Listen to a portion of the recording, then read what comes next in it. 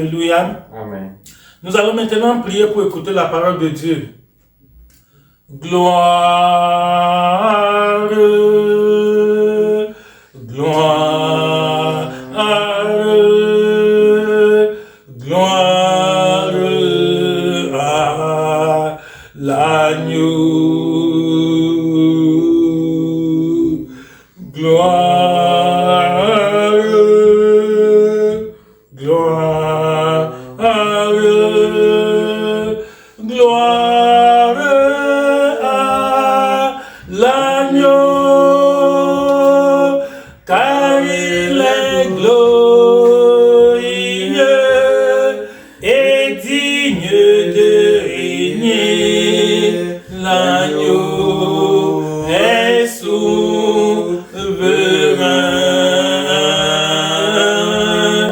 Nous élevons nos voix pour l'adorer. L'agneau est souverain. L'agneau est souverain. L'agneau est souverain. L'agneau est souverain. L'agneau est souverain. Seigneur, à toi la gloire, à toi l'honneur, à toi le règne, à toi l'autorité, la domination, car tu es l'alpha et l'oméga, tu es le premier et le dernier, tu es le commencement et la fin. Nous te célébrons, Seigneur, nous te magnifions, nous t'exaltons, car tu es bon et ta miséricorde durera toujours. Notre fruit est le fruit, c'est notre vie est le fruit de ta miséricorde. C'est par tes bontés que nous jouissons de la vie, c'est par tes compassions que nous respirons encore. Depuis le 1er janvier de cette année 2023, tu as été fidèle, tu as été fidèle, tu as été fidèle, tu as été fidèle, Seigneur. Dans le bon comme le mauvais jour, tu as été fidèle. Même en temps de maladie, comme quand nous étions en santé, tu as été fidèle. Dans les moments de joie et de peine, tu as été fidèle, Seigneur. Il est fidèle, fidèle, il est fidèle, fidèle, mon Jésus est fidèle, mon Jésus est fidèle, mon Jésus est fidèle, mon Jésus est fidèle.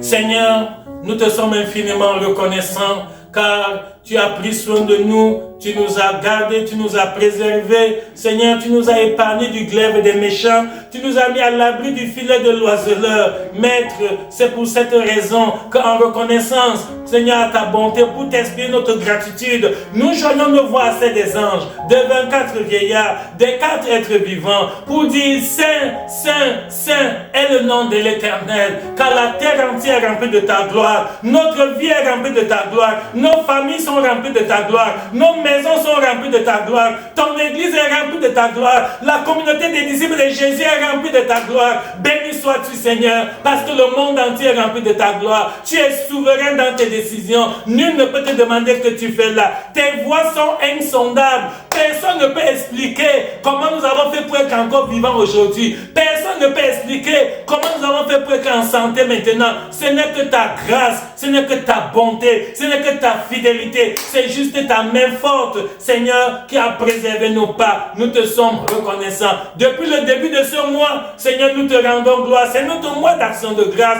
Oui, Seigneur, car tu le mérites. Tu es digne de louange, tu es digne d'adoration. En reconnaissant pour tout ce que tu as fait pour nous, nous te servirons tous les jours de notre vie. Nous allons te louer, nous allons te bénir, nous allons t'exalter, nous allons te magnifier, nous allons te glorifier, nous allons te remercier parce que Seigneur, tu as fait pour nous des merveilles. Béni sois-tu. En cette matinée où tu nous as rassemblés devant toi, Seigneur, tu as dit dans ta parole que là où 2 ou 3 sont réunis en ton nom, tu es au milieu d'eux. Nous avons la ferme assurance que tu es au milieu de nous ce matin, au nom de Jésus. Et si tu es au milieu de nous, ce n'est pas pour rien, c'est pour nous bénir, c'est pour nous laver, c'est pour nous purifier, c'est pour nous sanctifier. Car tu dis déjà, vous êtes purs à cause de la parole qui nous est annoncée. Seigneur, que le Saint-Esprit continue à nous diriger dans le culte de ce matin. Que ta puissance soit à l'œuvre, Seigneur. Que personne ne rentre d'ici étant encore le même. Que personne ne quitte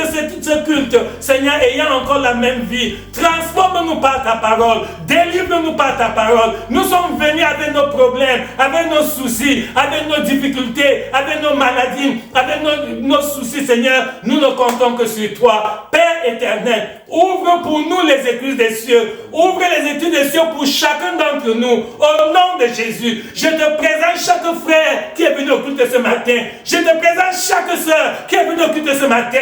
Éternel Dieu des armées, que le Saint-Esprit descende sur chaque frère, sur chaque soeur. Au nom de Jésus-Christ, que le Saint-Esprit transforme, délivre, affranchisse chacun d'entre nous. Au nom de Jésus, car tu as dit dans ta parole, vous connaîtrez la vérité et la vérité vous affranchira. Seigneur, que ta parole, Seigneur, nous affranchisse ce matin. Au nom de Jésus, nous prions que tu ôtes les écailles de nos yeux. Donne-nous un entendement spirituel. Aide-nous à comprendre ta parole avec des oreilles spirituelles. Seigneur, éloigne de nous la compréhension charnelle, Seigneur, qui nous a longtemps égarés. Aide-nous à pénétrer dans ton sanctuaire pour obtenir tes riches bénédictions. Au nom de Jésus que nous avons prié. Amen.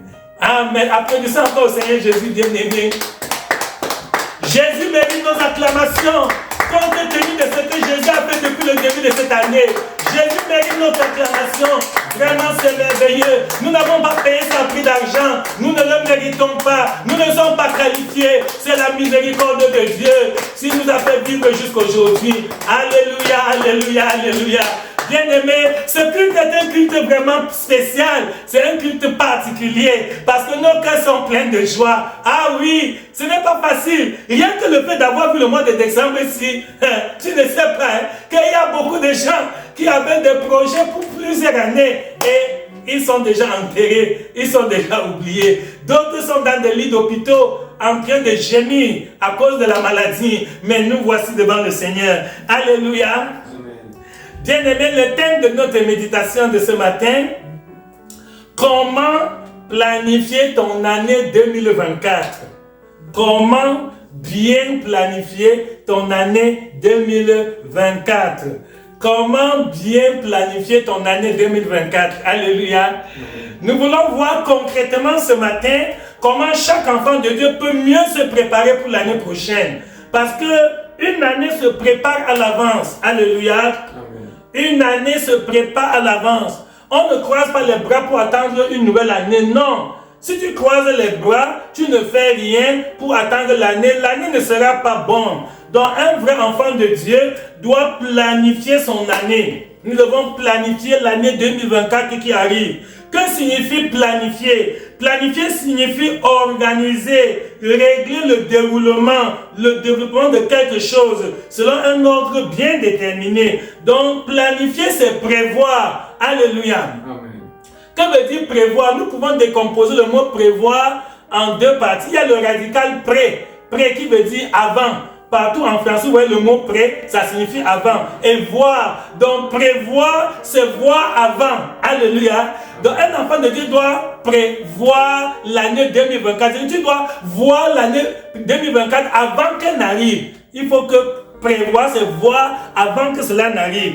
Et normalement, quand tu observes la vie des hommes, tu verras que rien de grand ne se fait dans l'improvisation. Rien de sérieux ne se fait dans l'improvisation, ça dit sans préparation, non. Tout ce que tu vois de grand dans ce monde, tout ce que tu vois d'exceptionnel, les grands exploits que vous voyez là, ça a été préparé. Même sur le plan sportif, quand vous voyez quelqu'un se lève, ça va gagner la Coupe du Monde, il gagne les Jeux Olympiques, il a préparé ça pendant des mois et des mois. On ne se lève pas un matin, on dort, un matin, ça va gagner les Jeux Olympiques. Non.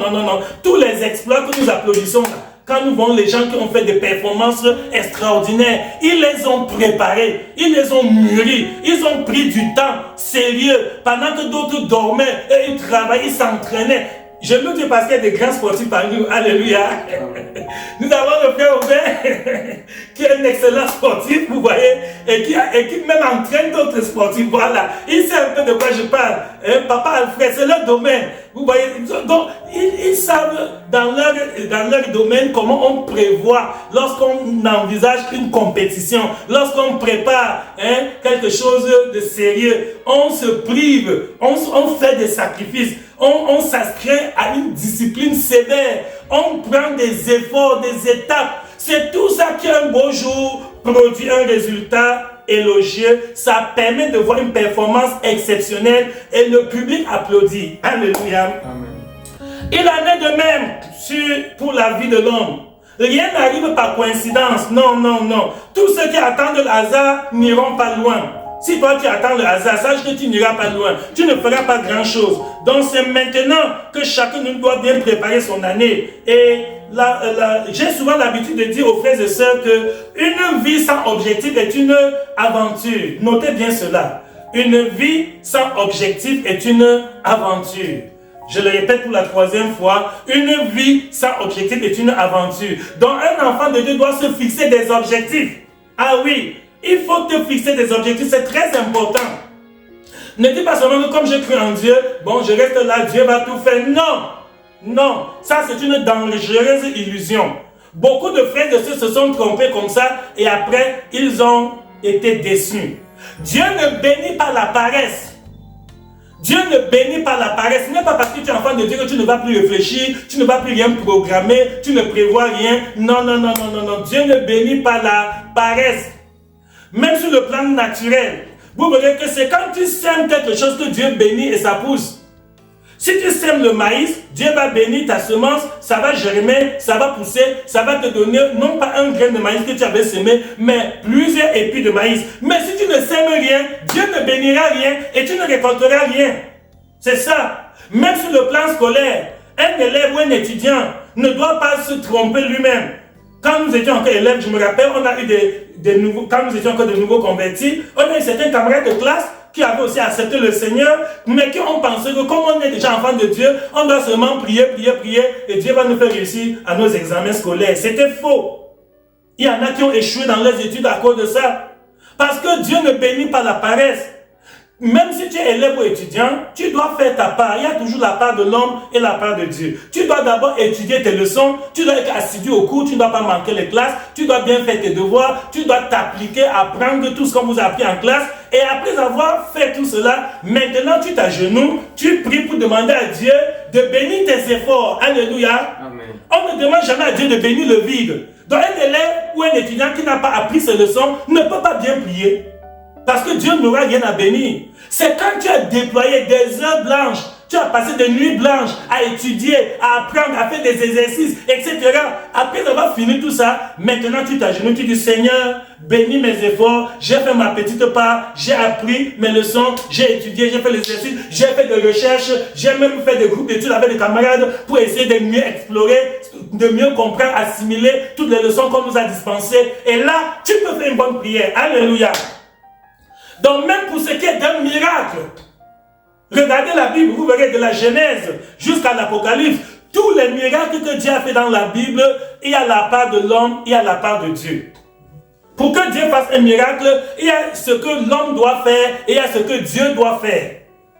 Dieu ne vient pas faire un miracle ex nihilo, non. Dieu ne vient pas faire un miracle dans le néant, dans le vide, non. Chaque fois, même la guérison divine, vous verrez, Jésus dit, va, ta foi t'a guéri. Donc il y a eu ta foi et maintenant il t'a guéri. C'est ça, va, ta foi t'a sauvé. Donc chaque fois que Dieu a fait un miracle dans la Bible, sur la terre des hommes, il y a eu deux contributions pour que le miracle puisse voir le jour. Il y a la part de l'homme, il y a la part de Dieu. Alléluia.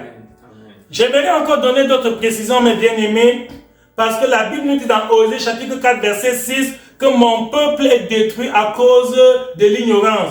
Mon peuple est détruit parce qu'il lui manque la connaissance. Effectivement, dans l'ignorance, il y a beaucoup de chrétiens qui font des prières inutiles. Dans l'ignorance, il y a beaucoup de frères et sœurs qui font des prières insensées. Qu'est-ce que je veux dire par là? Quand tu demandes à Dieu de te donner ce qu'il a déjà donné, il ne donnera plus. Ah oui, quand tu demandes à Dieu, dans tes prières, de te donner ce qu'il t'a déjà donné, il ne donnera plus. Par exemple, Dieu t'a déjà donné la force pour travailler. Et toi, dans la paresse, tu croises les bras, tu dors, tu te couches au lit, dans le sommeil. Le Seigneur ne viendra pas là-bas sur le lit te donner ton pain quotidien. Non. Quand tu dis Seigneur, donne-moi le pain quotidien, après ça, tu te lèves, tu t'en vas chercher le boulot quelque part, même si c'est un travail manuel, même un travail provisoire, tu essaies de faire quelque chose. Et c'est quand Dieu voit tes petits efforts, là, comment tu essaies de faire ce qui est à ta portée, ce qui est accessible, que Dieu va te bénir, il va te donner encore un emploi mieux rémunéré, il va t'ouvrir encore de meilleures opportunités. Alléluia. Amen. Et il y a encore une autre erreur. Beaucoup d'enfants de Dieu font des prières pour demander à Dieu de faire ce qu'eux-mêmes ils doivent faire. Ah oui, parfois tu demandes à Dieu de faire ce que tu dois faire. Prenons l'exemple. Dieu nous a dit dans Matthieu 28, jusqu'à aller évangéliser, aller faire de toutes les nations des disciples. Si maintenant toi tu t'agenouilles, tu pries et tu jeûnes, que Seigneur vraiment va faire que les gens la croient, va faire que mon voisin accepte l'évangile, Seigneur va faire que mes camarades de classe donnent leur vie à Jésus, Seigneur va faire que les membres de ma famille se convertissent, Dieu n'exaucera pas. Ce n'est pas Dieu qui va descendre encore du ciel pour aller évangéliser les membres de ta famille ou tes camarades de classe ou tes collègues de service. Non, ça c'est notre devoir. C'est à nous de faire ce travail-là. Et après quand nous avons évangélisé, maintenant nous retournons, nous prions. On dit Seigneur, bénis notre témoignage, bénis nos efforts, bénis notre évangélisation, afin que les âmes à qui nous avons partagé la bonne nouvelle puissent se convertir. Voilà une bonne prière dont nous devons éviter de faire des prières inutiles. Alléluia. Amen.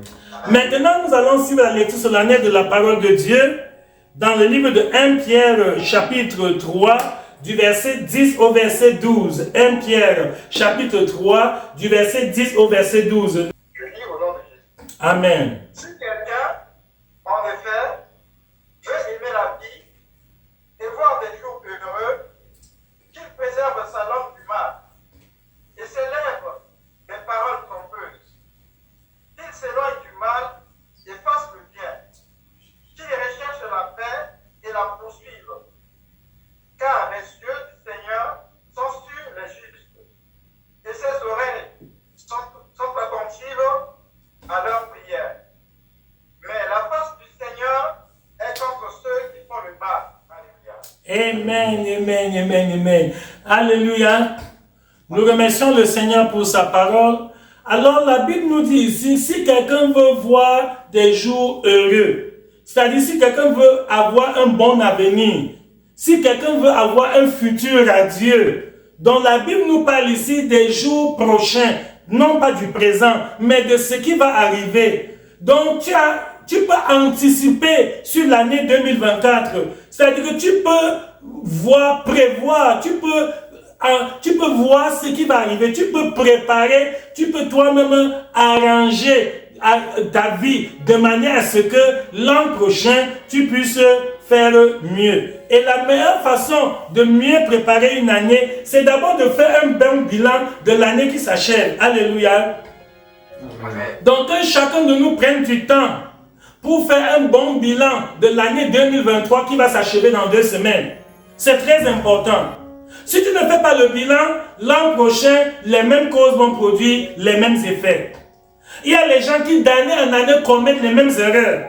En 2020, tu avais fait la même erreur. 2021, tu as fait la même erreur. 2022, tu as fait la même erreur. 2023, tu fais la même erreur. Et 2024, tu risques de faire encore la même erreur. Ce n'est pas bon.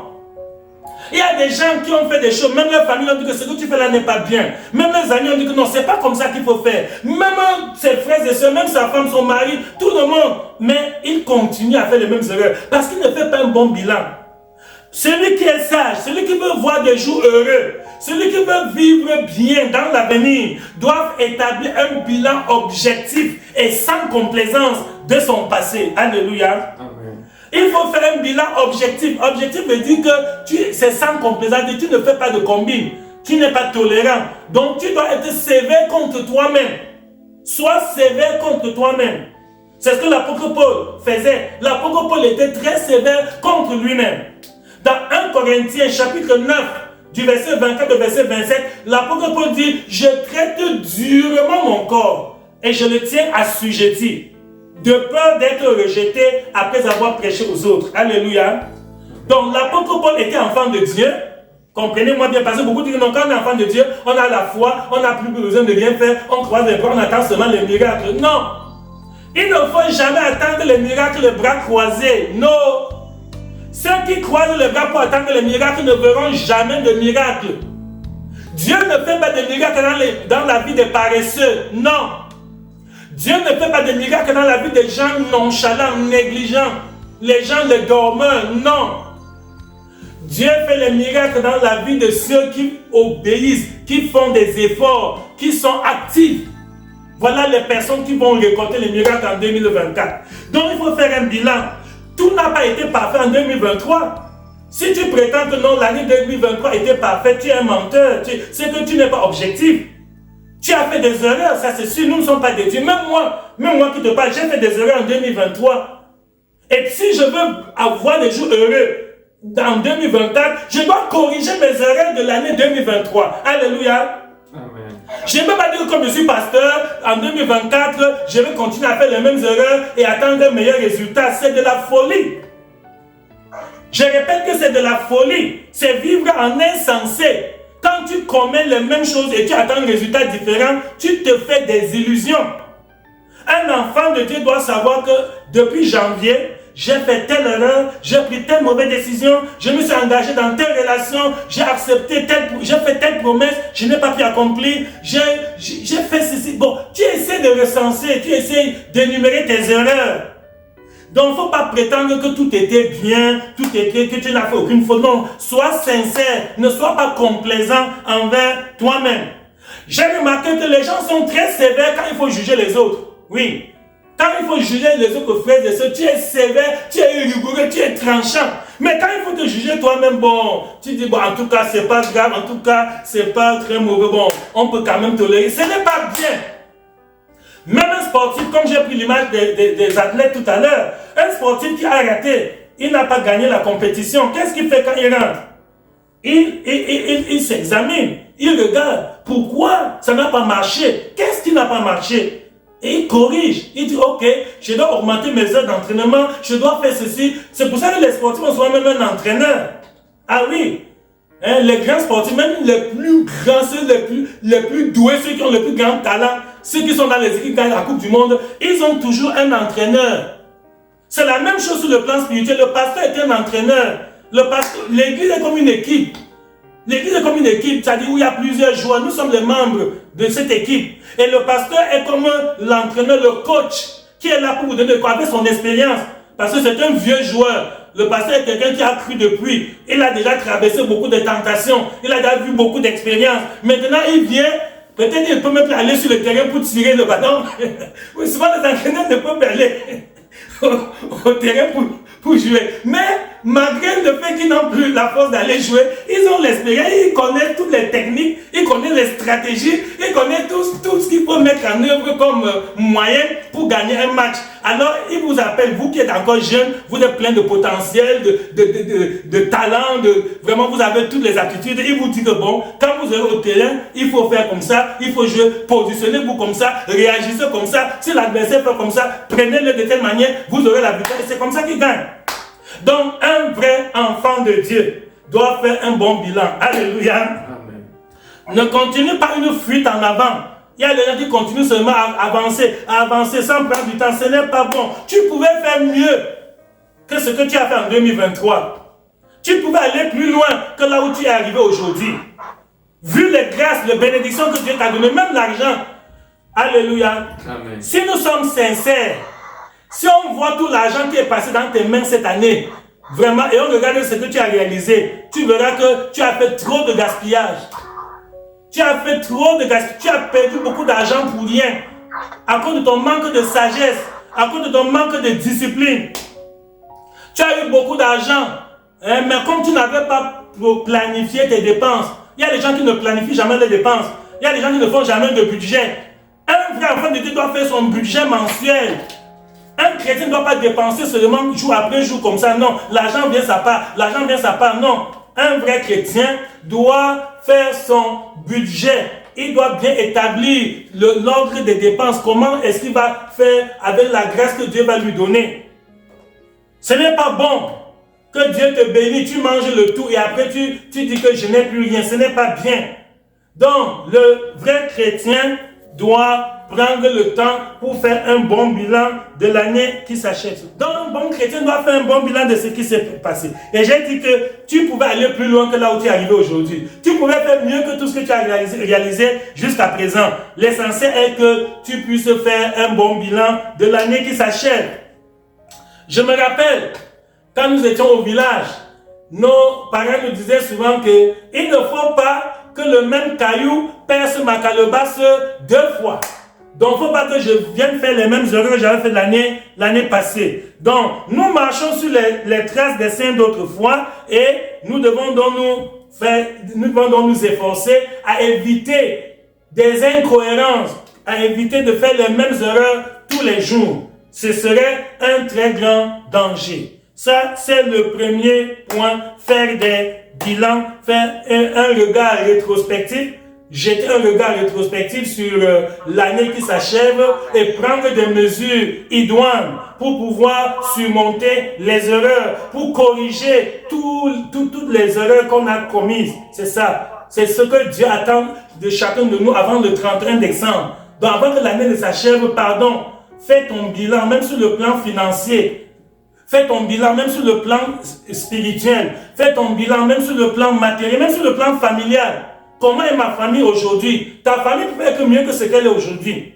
Si tu n'avais pas fait certaines erreurs, ta vie pouvait être meilleure que ce qu'elle est aujourd'hui. Si tu n'avais pas commis certaines erreurs, il y a eu certains carrefours de la vie où tu as pris des décisions, où tu as fait des faux pas. Il faut énumérer ces erreurs. N'aie pas peur, n'aie pas honte. C'est pour ton bien.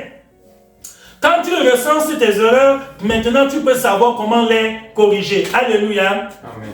Après avoir donc fait un très bon bilan de l'année 2023, la deuxième étape qu'il faut faire, si tu veux bien planifier ton année 2024, c'est qu'il faut se fixer des objectifs pour l'année prochaine. Il faut te fixer des objectifs clairs, des objectifs précis, des objectifs vraiment sans complaisance. C'est ça. Tu dois savoir que sur le plan spirituel, voici ce que je veux faire en 2024. Par exemple, un enfant de Dieu peut se dire que pour l'année prochaine, j'aimerais avoir une bonne relation personnelle avec Dieu. J'aimerais être baptisé d'eau. J'aimerais être baptisé du Saint-Esprit. J'aimerais avoir un ou plusieurs dons spirituels. J'aimerais grandir dans le service de Dieu. Je voudrais grandir dans le témoignage, dans l'évangélisation. Je voudrais mieux comprendre les Saintes Écritures. Je voudrais améliorer ma vie de prière. Je voudrais maîtriser le jeûne. Quand je jeûne, je suis menacé, ça me tourmente. Je voudrais être en mesure de jeûner sans peine, sans que ça me dérange encore. Je voudrais être efficace dans l'encadrement des âmes.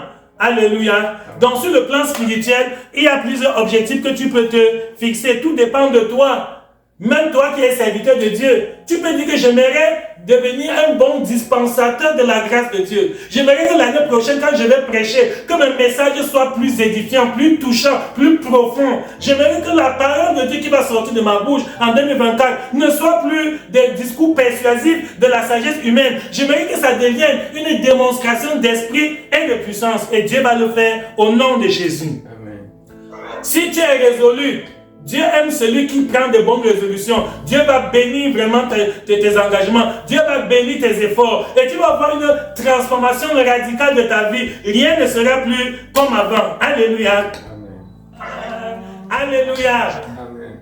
Dieu peut tout. Dieu peut tout. Le Seigneur peut faire des merveilles dans ta vie. Dieu peut opérer des miracles dans ta vie. Dieu peut transformer ton existence. Dieu peut révolutionner vraiment le cours de ta vie. Mais Dieu attend de toi que tu lui donnes l'accès, que tu lui donnes l'opportunité. Donc c'est toi qui limites l'action de Dieu dans ta vie.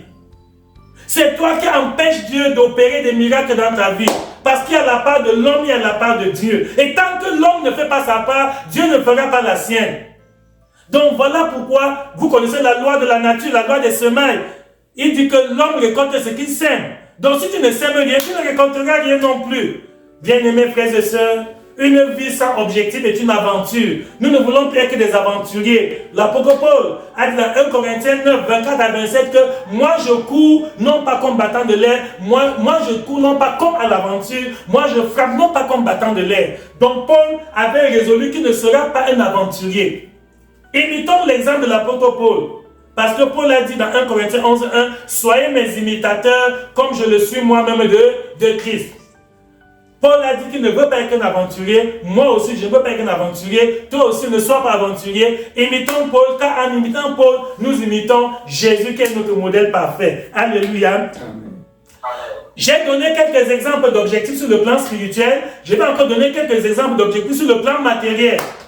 Quelqu'un peut décider que pendant l'année 2023, j'étais un locataire, mais en 2024, je vais devenir propriétaire de ma propre maison. Et si tu es sincère, Dieu va te bénir et Dieu va te donner une maison en 2024 au nom de Jésus. Amen. Je déclare sur la vie de quelqu'un que ceci est une prophétie que le Seigneur m'envoie t'annoncer. Que l'année prochaine, Dieu va te faire entrer dans une nouvelle dimension au nom de Jésus. Amen. 2024 sera pour toi une année de prospérité. Amen. Une année de joie, une année de bonheur, une année de paix, une année où tu vas faire des exploits au nom de Jésus. Amen. Même sur le plan matériel, ta vie va changer. Le Seigneur va te visiter. Dieu va ouvrir pour toi les écluses des cieux. Dieu va te combler de sa grâce au nom de Jésus-Christ. Tu vas réaliser l'année prochaine les choses que tu n'as pas réalisées en 10 ans. Ce que les gens font en 20 ans, Dieu te donnera ça en 1 mois l'an prochain au nom de Jésus. Amen. Et pour les 2 dernières semaines qui restent de l'année 2023, pendant ces 2 dernières semaines, Dieu va te surprendre par des bénédictions extraordinaires au nom de Jésus. Amen. Pendant ces 2 semaines qui restent, l'Éternel va t'ouvrir son bon trésor. Dieu va ouvrir pour toi les écluses des cieux. Le Seigneur va te visiter. Les anges de Dieu viendront te remplir, te combler, parce que l'Éternel est fidèle à ses promesses au nom de Jésus-Christ. Amen. Donc sur le plan matériel, quelqu'un peut décider que l'an prochain, je vais augmenter mon chiffre d'affaires, j'aurai une promotion dans mon lieu de service, je vais fermer tous les trous par lesquels mon agent a l'habitude de partir, je vais éviter le gaspillage. Les enfants de Dieu font trop de gaspillage. Beaucoup de frères et sœurs qui m'écoutent maintenant pouvaient être loin dans la vie, pouvaient avoir beaucoup de choses sur le plan matériel, mais qu'est-ce qui les a handicapés? Ce n'est pas que Dieu ne t'a pas béni, non. Ne manque pas sur le nom de Dieu pour rien. Dieu t'a bien béni, mais tu n'as pas bien utilisé ce que Dieu t'a donné. Je vais te le prouver. Quand Jésus avait multiplié le pain et le poisson, et les gens ont mangé, Jésus a insisté que les disciples aillent ramasser les miettes qui sont tombées à terre. Et ça a formé 12 corbeilles. Pourquoi Jésus demande qu'on ramasse les miettes qui sont tombées à terre? Parce que Dieu n'aime pas le gaspillage. Il y a beaucoup de choses que tu laisses tomber à terre. Il y a beaucoup d'argent que Dieu te donne, tu laisses tomber à terre. Dans des dépenses inutiles. Tu achètes des choses que tu n'utilises même pas présentement.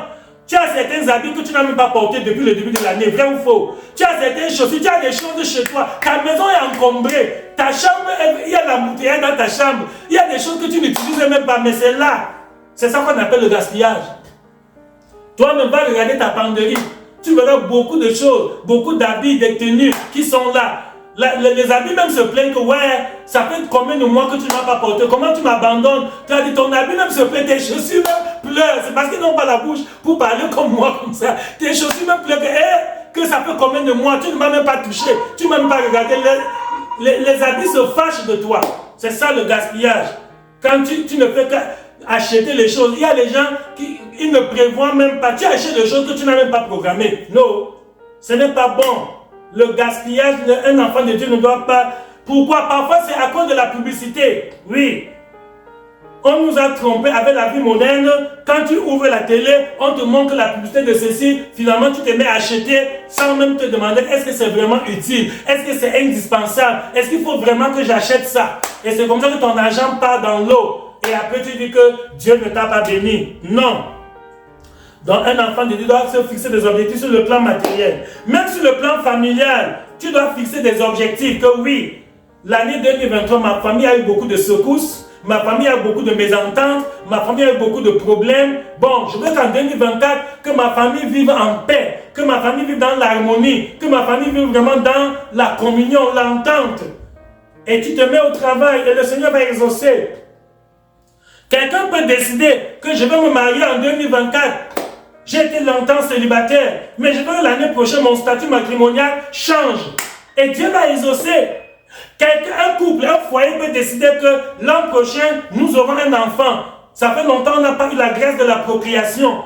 Mais nous voulons qu'en 2024, que le Seigneur bénisse nos entrailles pour que nous ayons aussi une bonne progéniture. Et Dieu va exaucer. Autre objectif, quelqu'un peut décider que l'an prochain, je serai un papa exemplaire pour mes enfants. 2023, j'ai fait trop d'erreurs dans l'encadrement de mes enfants. Mais l'année qui commence là, je vais vraiment être sérieux. Je vais bien veiller sur mes enfants. Je vais conseiller mes enfants. Je passe souvent le temps à causer, à bavarder avec les amis. Le temps que je devais rester avec mes enfants pour leur donner des conseils, pour leur communiquer l'expérience de la vie, pour leur faire savoir que voici comment est le dehors. Que ne croyez pas que tout est rose. Tout ce qui brille n'est pas or. Mes enfants, moi dans ma jeunesse, j'ai fait telle erreur. Mais vous, je ne veux pas revenir commettre les mêmes erreurs que moi. Et je vais prendre le temps pour conscientiser mes enfants, pour leur donner des conseils, pour leur faire connaître les réalités de la vie. Parce que les enfants sont trop naïfs. Les enfants ne connaissent pas que derrière beaucoup de choses qui brillent là, il y a des pièges, il y a des dangers. Et plus tard, ils seront victimes. Donc, je peux décider que l'an prochain, je serai une bonne mère de famille. Je serai un bon père de famille. Je serai un bon époux pour ma femme. Je serai une bonne épouse pour mon mari. Je serai vraiment un parent exemplaire. Je serai un enfant docile. Je serai un enfant obéissant. Je serai un enfant vraiment exemplaire dans notre famille. Voilà des objectifs que tu peux te fixer pour l'année prochaine. Même sur le plan académique, quelqu'un peut se fixer des objectifs. Que l'an prochain, je vais obtenir un diplôme, je vais passer un concours, je vais aller en classe supérieure, j'aurai les meilleures notes. Comme il est dit dans Deutéronome 28, 13. Deutéronome 28, 13 dit que tu seras la tête et non la queue, tu seras le premier, non le dernier. Donc quelqu'un peut se fixer des objectifs, mes bien-aimés, et si tu es sérieux, le Seigneur va t'aider, le Seigneur va te bénir, et tu pourras aller plus loin. Tu pourras aller plus loin et accomplir de grandes choses. Alléluia. Amen. Plus haut, plus haut, plus haut. Jésus est plus haut, plus haut, plus haut, plus haut. Jésus est plus haut, plus haut, plus haut, plus haut. Jésus est plus haut, plus haut, plus haut, plus haut. Jésus est plus haut, plus haut, plus haut, plus haut. Jésus est plus haut, plus haut, plus haut, plus haut. Jésus est plus haut. Alléluia. Amen. Donc avec Jésus, tu peux aller plus haut, plus haut, plus haut, plus haut. Tu peux aller plus loin. Tu peux aller de victoire en victoire au nom de Jésus. Amen. Maintenant, voilà les objectifs. Tu as fait ton bilan. Tu as vu comment était l'année 2023. Tu t'es fixé des objectifs pour l'année 2024. Maintenant, troisième étape, il y a le prix à payer. Il y a le prix à payer. Dans cette vie, chaque chose a un prix. Sur cette terre, chaque chose a un prix. Rien n'est gratuit sur la terre. Oh, comprenez-moi bien. Rien n'est gratuit. Chaque chose a un prix. Quand tu vois un être humain qui a quelque chose dans ce monde, demande-lui combien ça lui a coûté. Il te dira. S'il est sincère, s'il t'aime, il te dira. Chaque chose a un prix. Quand quelqu'un a même une promotion, il a eu même un grand poste de responsabilité dans son lieu de service, il a payé un prix pour obtenir cela. Donc chaque chose sur cette terre a un prix. Même la grandeur. Quand vous voyez on respecte quelqu'un, il a payé un prix pour avoir le respect. Le respect se mérite. On ne respecte pas n'importe qui. Non, non, non. Il y a des gens qu'on ne respecte pas parce qu'ils ne méritent pas le respect. Donc chaque chose a un prix. Il faut donc veiller à payer le prix, même sur le plan spirituel. Si tu vois quelqu'un qui a une certaine grâce sur le plan spirituel, sache que, comme Paul l'a dit, il n'a pas couru à l'aventure. Il y a eu quelque chose qui s'est passé. Donc, il y a le prix à payer et je voudrais t'aider pour que demain, pour qu'en 2024, tu aies une vie heureuse, une vie épanouie, une vie florissante, pour que vraiment tu atteignes tous tes objectifs. Tu dois bien utiliser ton temps. Alléluia. Amen. La gestion du temps est capitale. Il y a les gens qui ne connaissent pas bien gérer leur temps. Il y a les gens qui gaspillent le temps dans des bavardages inutiles. Il y a les voleurs de temps. Tu as certains amis qui sont les voleurs, entre guillemets, de ton temps. Qu'est-ce que j'appelle le voleur de temps? Les gens qui t'appellent au téléphone, ils commencent à parler sans fin, ils quittent tel sujet, ils vont sur tel sujet, et le temps passe, et c'est le temps que tu pouvais utiliser pour travailler, pour réfléchir, pour faire, tu es là, tu écoutes, vous riez, vous parlez, et le temps s'en va, le temps n'attend jamais. Le temps n'attend personne, le temps n'a pas pitié. Même si tu es un enfant, le temps n'a pas pitié de toi comme il est un enfant, bon, non. Et le temps passé ne revient plus. Quand un jour est déjà passé, le jour-là ne reviendra plus. Donc si tu es sage, il faut bien gérer ton temps. Ne gaspille plus le temps dans des choses inutiles. Il y a certaines émissions qui te perdent le temps, qui dévorent ton temps. Il y a des émissions télé, quand tu te sois là, après tu perds 30 minutes, 45 minutes, 1 heure, 2 heures, tu vois des séries de films qui ne te servent à rien. Pendant que les vrais champions, ceux qui veulent être vraiment des sportifs de haut niveau, quand ils préparent une compétition, vous observez-les bien, quand ils préparent la Coupe du Monde, ils entrent en stage bloqué. Qu'est-ce qu'on appelle stage bloqué? C'est-à-dire c'est une période où ils s'enferment dans un lieu, un lieu où ils vont s'entraîner, ils vont étudier comment préparer le match. Et pendant ce temps-là, ils se privent de beaucoup de plaisir, les disques. Ils ne vont plus dans les boîtes de nuit, les bars. Pourquoi? Parce qu'ils ont un objectif à atteindre. Donc même toi, enfant de Dieu, si tu t'es déjà fixé tes objectifs pour l'année 2024, il faut bien élaguer ton programme. Et il faut éliminer certaines activités chronophages. Il y a des activités qui bouffent le temps. Comme j'ai parlé des séries télévisées. Vous êtes là, vous regardez, vous riez, vous criez, et le temps s'en va. Alors que tu devais être en train de travailler. Donc, il faut éviter ça. Même les promenades inutiles. Les bavardages, les commentaires, tu as appris, tel est monté, tel est descendu. Mais ça fait quoi? C'est sa vie. C'est pas mon problème, ça ne me regarde pas. J'ai mes propres problèmes, donc je dois m'occuper. Je dois gérer ma vie. Quelqu'un vient, il te raconte, le voisin tel a fait ceci, l'autre personne a fait cela, et tu es là, tu écoutes, et le temps s'en va, le temps n'a pas pitié, le temps s'en va, et après, tu n'as pas pu réaliser tes objectifs. Donc, dans Éphésiens chapitre 5, verset 16, Éphésiens chapitre 5, verset 16, la Bible nous dit, rachetez le temps, car les jours sont mauvais. Rachetez le temps, car les jours sont mauvais. Alléluia. Amen. Je ne sais pas si vous avez remarqué comme moi, il semble que quand nous étions plus petits, le temps était très long. Je ne sais pas si vous avez la même impression. Moi, j'ai l'impression que quand j'étais encore tout petit, vraiment, une journée durait longtemps jusqu'à... C'est-à-dire quand la journée venait, quand le matin arrivait, pour que même midi arrive, ça dure longtemps avant que midi vienne. Pour que le soir, 18 arrive, on attend 18 jusqu'à ça ne vienne pas. Mais j'ai remarqué que depuis un certain temps, depuis que je suis devenu adulte, les journées sont tellement courtes, je ne sais pas. Quand je me lève le matin, après tout le monde dit, il est dans 9 euros. Après, je me dis, midi, mais 15, 18 heures. Et un jour, ça en va. Donc, je ne sais pas si vous avez cette impression-là. Ou ça sera moi, c'est que ça arrive. Est-ce qu'il y a quelqu'un qui sent la même chose que moi? Que le temps file très vite maintenant. Le temps passe très rapidement. Une journée commence, tu veux voir, c'est déjà terminé. Donc, sois rigoureux dans la gestion de ton temps. Si tu veux atteindre tes objectifs en 2024, sois rigoureux, sois sans pitié pour la gestion de ton temps. Éloigne-toi de toute personne qui veut perdre ton temps. Oui, toute personne qui veut te faire gaspiller le temps, c'est pas à toi de lui. Alléluia. Amen. Voilà le prix à payer pour aller loin, le prix à payer pour réaliser de grands objectifs en 2024. Il faut te séparer de certains amis.